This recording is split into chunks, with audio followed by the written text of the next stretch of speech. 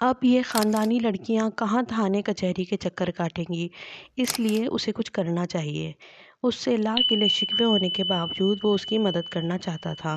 Mummy سے اس نے حیا کا موبائل نمبر بھی ای میل ایڈریس کے ساتھ ہی لیا تھا۔ ممی کا حیا سے کوئی خاص رابطہ تو نہیں تھا، بس ایک بار فاطمہ مامی نے حیا کے نمبر سے کال کی تھی تو نمبر آ گیا۔ اس نے چند لمحے سوچا، پھر اپنے لینڈ لائن سے اس کا موبائل نمبر ڈائل کیا۔ یہ سرکاری فون تھا، اس کا نمبر کسی سی ایل آئی پہ نہیں آتا تھا، بس پرائیویٹ نمبر لکھا آتا تھا۔ آواز بدلنا کبھی بھی اس کے لیے مسئلہ نہیں رہا تھا۔ ان کو اس چیز کی بہت اچھی تربیت دی جاتی تھی، مگر صرف آواز بدلنے میں غلطی کا یا پکڑے جانے کا احتمال کافی زیادہ تھا، اس لیے اس نے وائس چینجنگ اپلیکیشن بھی آن کر دی۔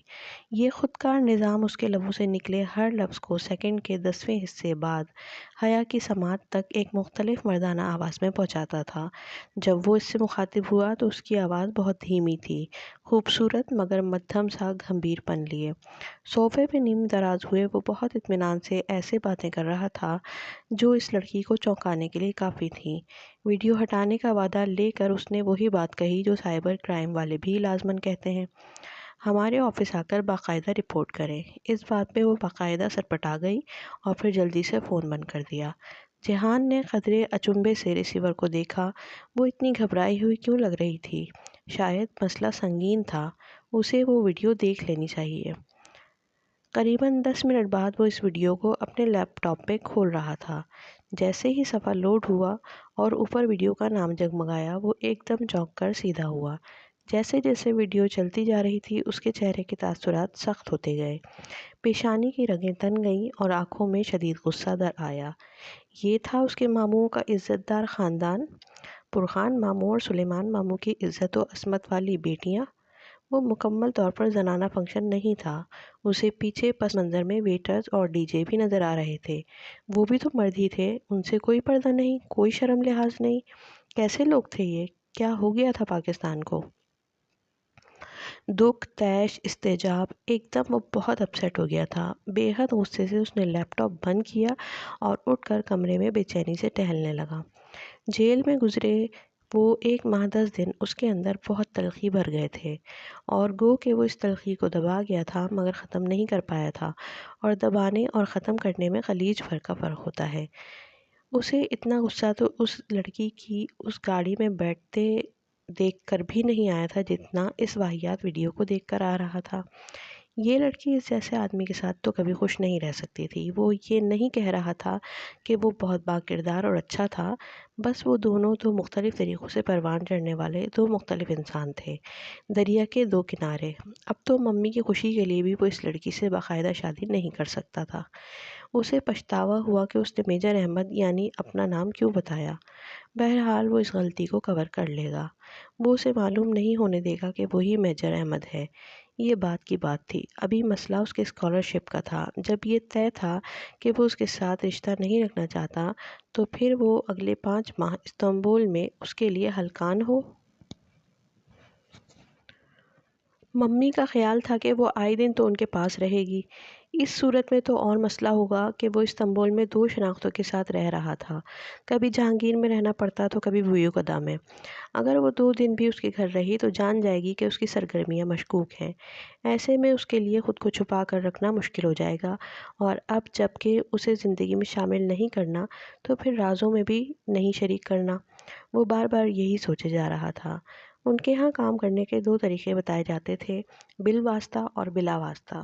بلا واسطہ طریقہ وہ عموماً پہلے استعمال کرتا تھا، اور اگر وہ ناکام ہو جائے تو پھر بالواسطہ طریقہ چنا جاتا تھا۔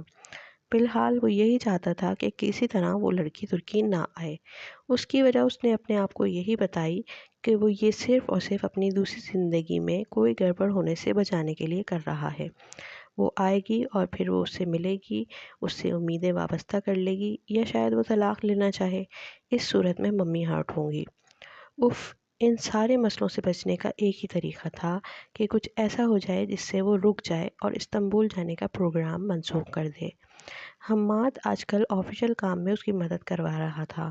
وہ اپنے ایکسیڈنٹ کے بعد لمبی چھٹی پہ تھا، اس لیے بآسانی اس کے ساتھ کام کر سکتا تھا۔ اس نے حماد سے مدد لینے کا سوچا۔ دیکھو، میں صرف تمہاری تسلی کے لیے تمہاری مدد کرنے کو تیار ہوں، ورنہ میرا ذاتی خیال ہے کہ وہ ترکی پڑھنے جا رہی ہے، تمہاری نگرانی کرنے نہیں۔ اس کو کبھی بھی تمہاری سرگرمی پر شک نہیں ہوگا، تم ہر چیز ٹھیک سے سنبھالنا جانتے ہو۔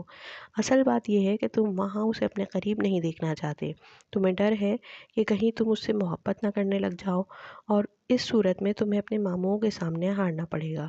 تمہارا دل اس رشتے کو رکھنے پر راضی ہے، مگر دماغ جو آج بھی اپنے ماموں سے انتقام لینے کا خواہش مند ہے، خائف ہے کہ کہیں دل کے جذبات انا پہ حاوی نہ ہو جائیں۔ پھر بھی میں جو کر سکا کروں گا، حماد نے بہت اطمینان سے کہا تھا۔ جیہان خفگی سے سر جھٹک کر رہ گیا، جیسے اسے سچ سن کر برا لگا ہو۔ بہرحال وجہ جو بھی ہو، وہ پاکستان سے روانگی سے قبل اس درد سر سے چھٹکارا چاہ رہا تھا۔ دوسری طرف اس نے وہ ویڈیو انٹرنیٹ پر ڈالنے والے کو بھی ٹریس کر لیا تھا۔ وہ وہی مووی میکر تھا جو مہندی کی تقریب کی ویڈیو بنانے وہاں گیا تھا، اور وہاں یہ کام اس نے اپنے موبائل کے کیمرے کے ذریعے ایک ویٹر سے لیا تھا۔ اس نے اپنی ایجنسی کے سائبر کرائم سیل والوں کے حوالے اس آدمی کو کر دیا تھا، اور اس نے جس کو یہ ویڈیو دی تھی وہ بھی نکلوا لی تھی۔ پھر بھی اگر انٹرنیٹ پر سے کسی نے اسے اپنے کمپیوٹر میں سیو کر لیا ہو تو اس کا کوئی ریکارڈ نہیں تھا، کہیں نہ کہیں تو وہ ویڈیو ضرور ہوگی، اب ساری دنیا سے تو وہ نکلوا نہیں سکتا تھا۔ بہرحال اس نے اس مووی میکر کے اکاؤنٹ کو اپنی دسترس میں لے لیا تھا۔ ویڈیو اس نے ہٹائی نہیں کہ ہٹانے کی صورت میں وہ لڑکی کبھی اس سے ملنے نہ آتی، مگر اس کا صفحہ بلاک ضرور کر دیا، یوں کہ اس کے ماموں کے گھر کے سیکٹر کے علاوہ وہ ملک میں کہیں بھی دیکھی نہیں جا سکتی تھی۔ اسے پورا یقین تھا کہ وہ اپنی ویڈیو ہٹوانے کے لیے وہ اس کے پاس ضرور آئے گی۔ اگلے روز اس کو حماد کے ساتھ 4-5 گھنٹے سڑک پہ میڈم سیکنڈ سیکرٹری کے انتظار میں گزارنے تھے۔ وہ ایک ایسی مرکزی شاہراہ تھی جہاں ہر پل رش ہوتا تھا۔ اسے موہوم سی امید تھی کہ شاید وہ بھی یہاں سے گزرے۔ وہ عموماً ہر وقت باہر ہی نکلی ہوتی تھی، وہ گھر میں بیٹھنے والی لڑکیوں میں سے نہیں تھی۔ اس سڑک پر تو نہیں، مگر قریب کی ایک ذیلی سڑک پر وہ ٹریفک جام میں ضرور پھنسی ہوئی تھی۔ جیہان اور حماد کا کام آج بھی نہیں ہو سکا تھا، سو اس نے سوچا وہ یہ دوسرا کام نمٹا دے۔ پاکستان میں اس نے عورتوں کو اگر کسی شے سے بہت ڈرتے دیکھا تھا تو وہ خواجہ سرا کی بددعا تھی۔ بالخصوص سفر سے پہلے اگر کوئی خواجہ سرا بددعا دے دے تو اس بدشگونی کے بعد لوگ سفر ترک کر دیا کرتے تھے۔ وہ اس وقت بددعا کے اس اصل کو بھول جایا کرتے تھے کہ بددعا چاہے نیک آدمی دے یا فاسق، چاہے معذور شخص دے یا صحت مند، وہ تب تک آپ کو نہیں لگ سکتی جب تک آپ اس کے اہل نہ ہوں، اور اگر آپ اس کے اہل نہ ہوں تو وہ اپنے دینے والے پہ پلٹ آتی ہے۔ مگر اسے امید تھی کہ اس کی بیوی بھی ان ہی ضعیف العقیدہ لوگوں میں سے ہوگی جو خواجہ سرا کی بددعا سے ڈرتے تھے۔ وہ صرف 5 منٹ اس کام کے لیے نکال سکتا تھا۔